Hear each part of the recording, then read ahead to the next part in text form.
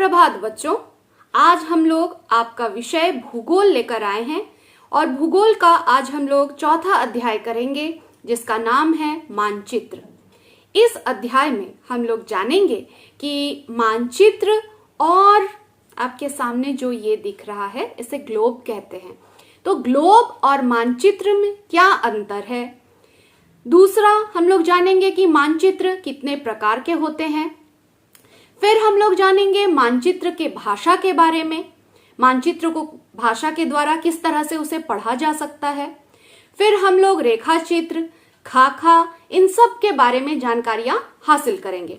लेकिन सबसे पहला जो आपका मतलब उप विषय है वो है आपका ग्लोब और मानचित्र। इन दोनों में क्या अंतर है। दोनों में ही तो हमें मानचित्र दिखते हैं, लेकिन बच्चों इसमें बहुत अंतर है। आइए देख लेते हैं। बच्चों यहाँ पे जो आपको दिख रहा है ये ग्लोब है।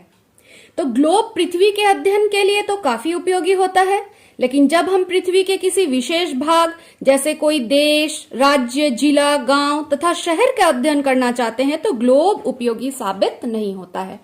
जैसा कि आपको भी यहाँ पे दिख रहा होगा, ये हमारा इंडिया दिख रहा है, यानी हमारा भारत देश जहाँ पे हम सब रहते हैं। लेकिन यहाँ पे भारत देश में आपको भूखंडों की विशेष जानकारियां नहीं मिलेंगी। यहाँ पे हमारा झारखंड जो दिख रहा है वो एकदम बिंदु मात्र ही इसका दिख रहा है। अब हमें झारखंड राज्य के बारे में जानना है, अपने देश के बारे में विस्तृत जानकारियां लेनी है, यहाँ के जिलों के बारे में, तो उस समय जो काम आता है वो है मानचित्र। मानचित्र क्या है। मानचित्र पृथ्वी की सतह या उसके एक भाग का पैमाने के माध्यम से चपटी सतह पर खींचा गया चित्र है, यानी कोई चपटा सतह जिसपे कि हम उसे खींच सके उसे मानचित्र कहते हैं। जैसा कि अभी हम आप लोगों को दिखा रहे हैं, ये देखिए ये क्या है, ये मानचित्र है ना। ये मानचित्र है बच्चों, ये भारतवर्ष का मानचित्र है। अब इसे हम देख लेते हैं थोड़ा सा और विस्तृत रूप में।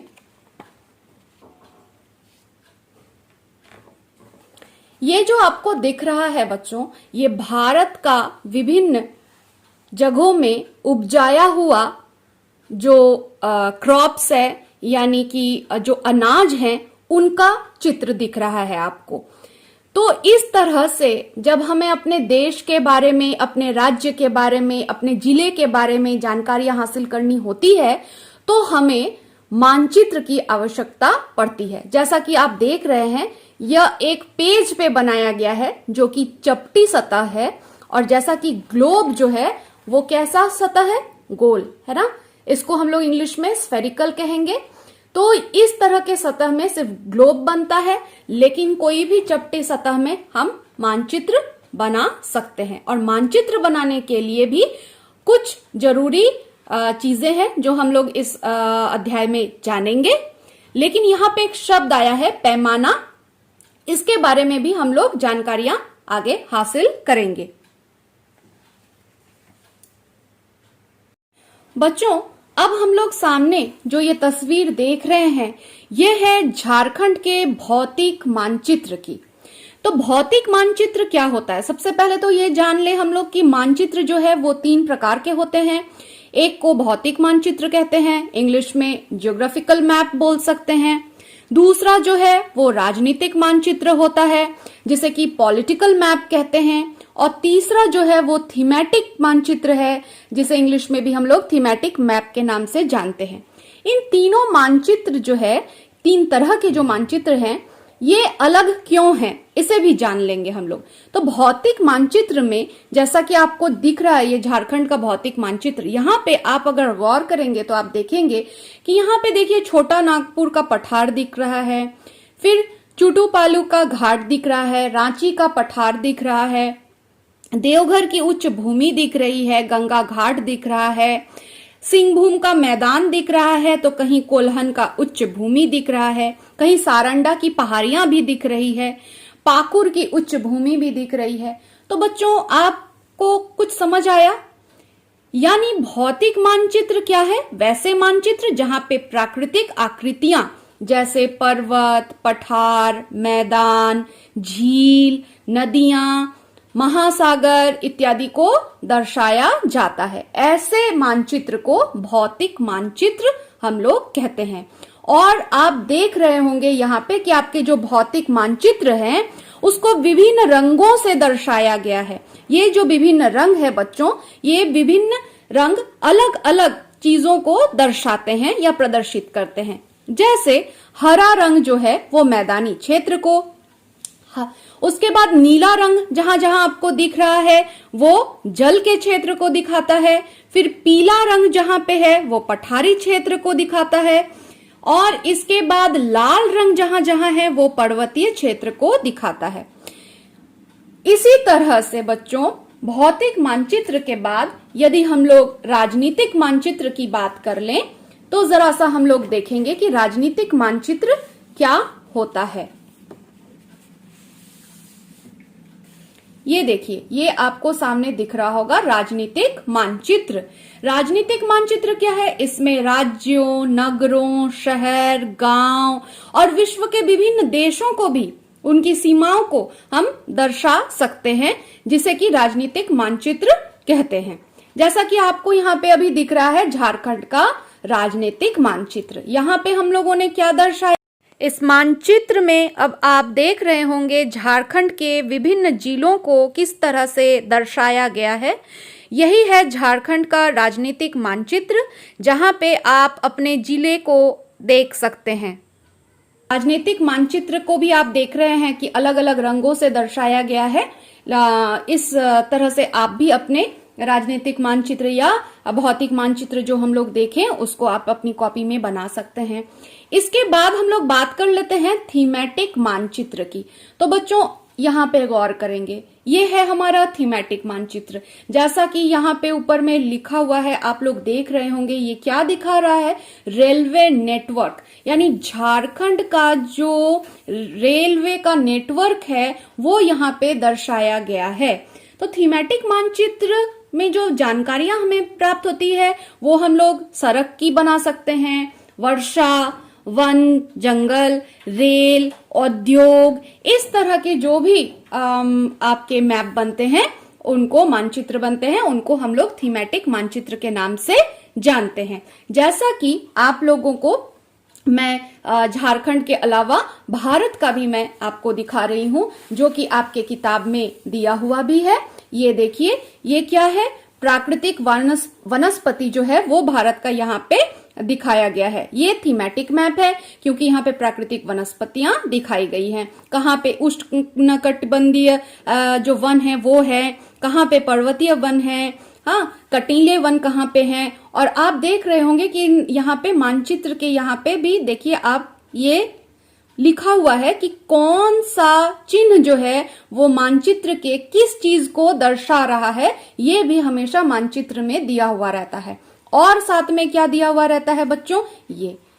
ये हमेशा दिया हुआ रहता है। ये क्या है? यही पैमाना है। इसको ही हम लोग इंग्लिश में स्केल कहते हैं। ये बहुत जरूरी होता है किसी भी मानचित्र को जानने के लिए। ये मानचित्र का भाषा है। ये सभी मानचित्र के भाषा हैं। आप इससे पहले भी जो हम मैप दिखाएं उसमें भी आप लोग देख लीजिए।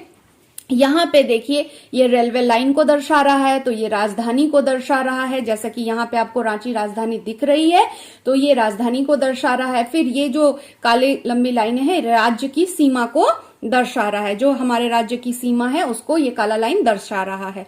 इसी तरह से हम लोग यहाँ पे भी देख लेंगे कि ये देखिए, ये जो काला लाइन है ये राज्य की सीमा को दर्शा रहा है। साथ में यहाँ पे आप देखेंगे कि यहाँ पे स्केल भी दिया हुआ है कि ये जो मानचित्र बना है वो किस पैमाने को लेके बना है, यानी कहाँ से किस जगह की दूरी कितना लिया गया है ये दर्शाता है। इसके बारे में हम लोग आगे भी और विस्तृत रूप से आपको बताएंगे। तो ये जैसा कि आप लोग देख रहे हैं, ये भारत का थीमेटिक मैप हम लोगों ने देखा अभी। यहाँ पे अब देख लीजिए आप लोग, भारत का ये राजनीतिक मानचित्र दिख रहा है बच्चों, जो कि आपके किताब में दिया हुआ है। तो ये जो राजनीतिक मानचित्र है, इसमें विभिन्न राज्यों को दिखाया गया है, साथ में वहां का जो राजधानी है उसे भी दर्शाया गया है। और जैसा कि मैंने कहा था कि संकेत हर जगह रहते हैं, तो यहाँ पे आप गौर करेंगे, अच्छे से देखेंगे तो आपको दिखेगा कि राज्य की राजधानी के लिए किस तरह से गोल एक बिंदु लिया गया है, उससे राजधानी को दर्शाया गया है। हमारे जो देश की राजधानी है, यहाँ पे देखिए लाल से आपको दर्शाया गया है, ये नई दिल्ली लिखा हुआ है और यहाँ पे एक चिन्ह बना हुआ है लाल रंग का। यहां से देश की राजधानी देखिए, यहाँ पे संकेत लिखा हुआ है कि कौन सा किस चीज का संकेत है। फिर कहीं पे हल्का हल्का इस तरह से छोड़ा छोड़ा हुआ जगह है, वो क्या है, वो अंतरराष्ट्रीय सीमा को दर्शाया गया है। और जो सफेद लाइन छोड़ा गया है वो है हमारे राज्य की सीमाएं उससे दिखाई गई हैं। तो बच्चों अभी हम लोगों ने देख लिया कि कितने तरह के मानचित्र होते हैं और मानचित्र को किस तरह से हम लोग देख सकते हैं, इसके बारे में भी हम लोग और विस्तृत रूप से एक बार और चर्चा करते हैं। बच्चों अब जो आपके सामने ये किताब दिख रही है, इसे एटलस कहते हैं। इस एटलस में क्या होता है, यह एटलस जो है इसमें विभिन्न प्रकार के मानचित्रों का संकलन रहता है। जैसा कि अभी हम लोग देख सकते हैं, यहाँ पे आप देखिए बहुत तरह के मानचित्र आपको दिखेंगे। यहाँ से आप देखिए यहाँ पे क्या दिख रहा है, आर्द्रता, भारत में किस जगह में किस तरह की आर्द्रता रहती है वो हमें यहाँ पे दिख रहा है। फिर अगर आप इसकी और देखेंगे तो यहाँ पे देखिए ये दर्शाया गया है कि कौन सा रंग किस चीज को दर्शा रहा है, यानी कितनी आर्द्रता का नाप है ये दर्शाया गया है। फिर हम लोग इस तरफ अगर चलते हैं तो यहाँ पे आप देखिए कि हमारे जो भौगोलिक जो मतलब स्ट्रक्चर्स हैं उनको दिखाया गया है। तो यहाँ पे आप देख सकते हैं कि किस तरह से नर्मदा, डिकैन, गोंडवाना, पेनिनसुलर, ये सभी जगहों को यहाँ पे किस तरह से दिखाया गया है। इसके आगे हम लोग मैदानी क्षेत्र को भी देख सकते हैं। तो आप समझ रहे होंगे कि ये काफी मोटी किताब होती है जिसमें कि मानचित्रों का विभिन्न संकलन, इसमें विभिन्न तरह के मानचित्रों का संकलन इसमें रहता है और बड़े सटीक ढंग से इसे किया हुआ रहता है। इससे आपको अच्छी खासी जानकारियां, किसी भी विषय में आप अपने जगह क्या जानना चाहते हैं तो आप वहां का एटलस ले लीजिए और आप उसके बारे में विस्तृत जानकारियां हासिल कर सकते हैं।